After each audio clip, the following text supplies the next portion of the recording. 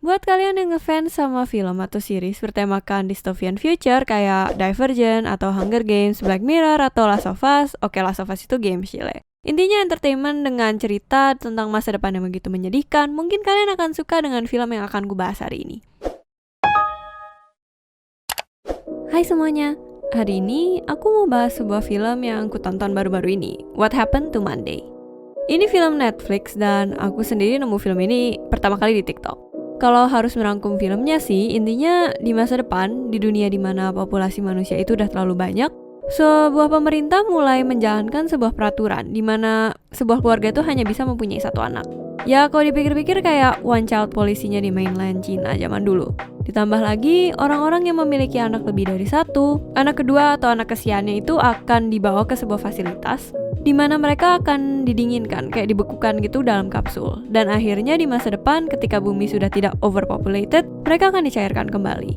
Nah, di What Happened to Monday ada satu keluarga yang memiliki 7 orang anak. Nah, mereka tuh harus beradaptasi di dunia tersebut dong. 7 anak tersebut yang kebetulan adalah kembar identik, kemudian dinamai sesuai dengan nama 7 hari yang ada dalam seminggu.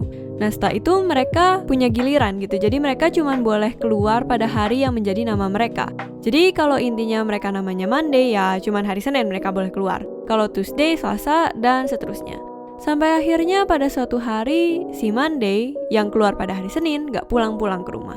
Dengar premisnya seperti yang ku sebut barusan aja, aku tuh udah super tertarik sama filmnya. So I watched the movie and here's what I thought about it. Film ini premis ceritanya tuh keren dan menarik. Ya buatku sih, tapi gak tahu buat kalian kayak gimana. Tapi gak cuman awalnya doang yang menjanjikan. Plotnya tuh memang beneran menarik dan asik buat diikutin. Bikin penasaran, kayak bikin penonton mengira-ngira apa yang akan terjadi dengan 7 orang bersaudara tersebut. Ya bayangin aja, kalau misalnya sama ini mereka tuh kan harus kerja sama 7 orang untuk menjalankan cover atau penyamaran mereka gitu ya. Nah tiba-tiba satu orang hilang, otomatis kayak satu orang ini yang tadinya menjalankan seharian itu gak bisa kasih informasi ke saudara-saudaranya dong apa yang terjadi selama satu hari itu. Cover orangnya sendiri juga nggak bakal jadi sempurna dan mereka sendiri pasti bakal jadi mencurigakan dong di mata orang lain. Jujur aja pas aku nonton, aku sebagai penonton juga nontonnya ikut tegang gitu ya. Tegang nggak cuman karena cerita tapi juga karena action yang ada dalam film ini. Klimaksnya juga bikin kaget, and even though secara pribadi endingnya nggak seberapa satisfying sih menurutku. I mean, it's a good ending, but entahlah, aku ngeliatnya sih malah makin bertanya-tanya ya.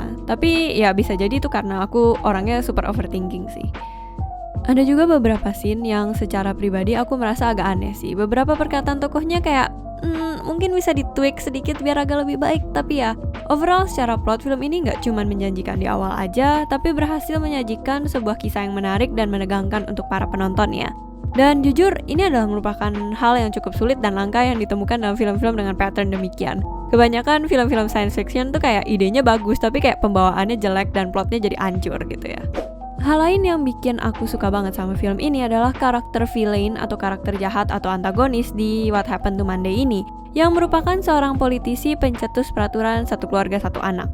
I mean just look at this girl. Dia kelihatan jahat banget gak sih? Dan gak cuman tampangnya doang yang kelihatan jahat. Cara dia bersikap dan cara pikir dia juga kelihatan super cruel dan dingin. Kayak bener-bener kayak diktator gitu lah. Di film ini mulai terlihat gitu ya kalau di awalnya si politisi ini memang memiliki sebuah misi untuk menekan angka populasi manusia yang terus naik, sedangkan persediaan makanan dan air itu terus menurun. Jadi intinya dia tuh melihat sebuah masalah yang sedang terjadi dan dia dengan peraturannya dia tuh ingin menangani masalah tersebut.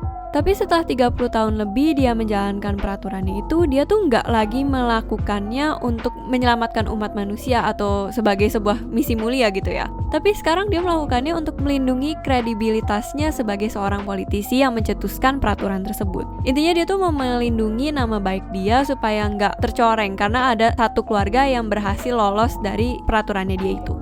Dan jujur aja hal ini makes her seems more evil. Semakin egois, semakin bikin sebel gitu ya. Walaupun ya sebenarnya kalau dipikir-pikir, di dunia yang sudah overpopulated dengan persediaan makanan dan minuman yang terbatas, memang cukup sulit memikirkan jalan keluar masalah ini. Kayak cari jalan keluar yang cukup manusiawi tapi juga at the same time efektif untuk menghilangkan masalah tersebut. Tapi bukan berarti aku bilang kalau peraturan ini itu benar-benar kayak 100% benar gitu ya.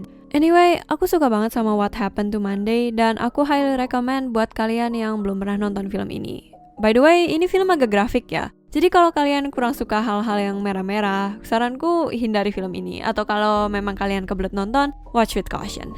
Aku kasih film ini 9 dari 10 bola mata. Ini mungkin film favorit baruku. Bagaimana dengan kalian? Apakah kalian suka nonton film yang terkait dengan dystopian future? Atau kalian lebih suka memikirkan masa depan yang lebih cerah gitu ya? Kalau kalian nonton film ini, coba tinggalkan komentar di bawah dan bilang ke aku bagaimana pendapat kalian soal What Happened to Monday. Apakah kalian setuju kalau misalnya film ini keren atau kalian gak setuju dan kalian pengen marah-marah di komentar. Jangan lupa subscribe, like videonya, dan aku shutdown dulu ya. Dadah!